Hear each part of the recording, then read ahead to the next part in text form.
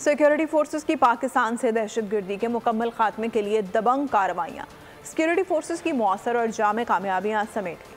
رواں برس 550 سے زائد دہشت گرد منطقی انجام تک پہنچے۔ خصوصی رپورٹ کر رہے ہیں سلمان علی۔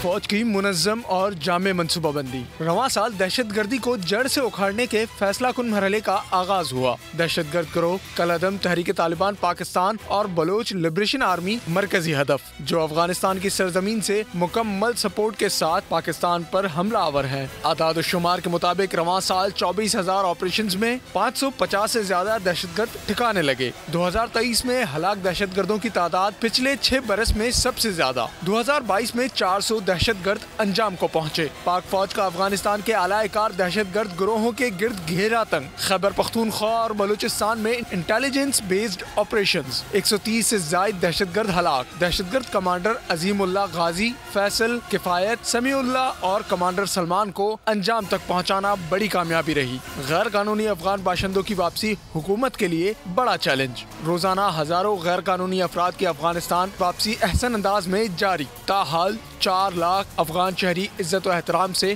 واپس جا چکے۔ سبسکرائب کریں اور بیل دبائیں تاکہ کوئی خبر رہ نہ جائے۔